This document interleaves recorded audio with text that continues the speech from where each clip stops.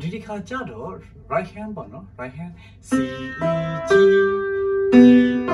G C E G E O G ဒီလိုလေးကြရမှာပေါ့နော်ဒီ G7 ကိုဒီ right hand မှာတီးတဲ့ပုံစံလေးပေါ့နော်စုံတီးရဲ့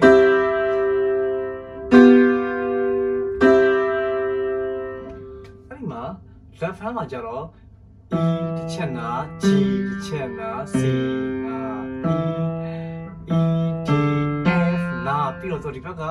F ကို technique ဆိုဟိုဘက်ကိုဆွဲခေါ်သွားမယ်ဟိုက E D F E D F နာ 1 2 3 4ဒီ F ကလေးကပထမသူက3 4မှာတီးတော့2 beat ဖြစ်သွားတယ်နောက်ထပ်တစ်ပါးလေးဆွဲဆန်းတော့6 beat ဖြစ်သွားတာပေါ့နော်အားလုံး6ချက်တောင်သူကဖြစ်သွားတဲ့ပုံစံမျိုးအဲ့ညာလေးတင်ကွက်ပြီးတီးပြမယ်1 2 3 E D F ပေါ့နော် E D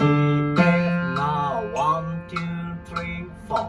အဲ့ကြောင့်အဲ့ဒီချောင်းကိုတီးပြမယ်ဒီဘက်ချမ်းကကြတော့ဒီညာဘက်ကကြတော့ G G7 ကိုတီးတယ်ပေါ့နော်နှစ်ဖက်ပေါင်းတီးပြမယ် G C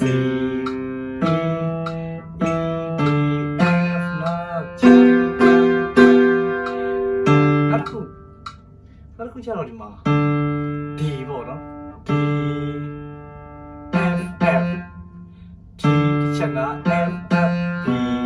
D D C E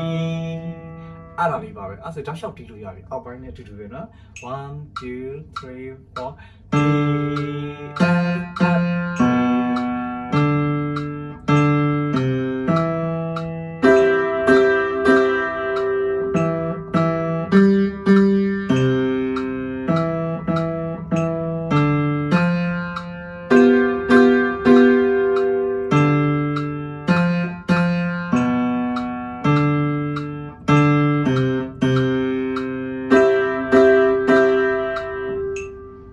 ဒီမှာလည်း repeat ဆိုင်ရမပါပါဘူးဒီလိုပဲ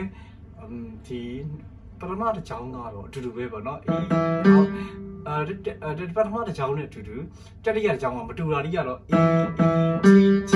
ပထမတစ်ခေါက်ကတော့ E G အဲ့ဒါတော့1 2 3ဒီကကျတော့ E E G G C E E E D F နာ G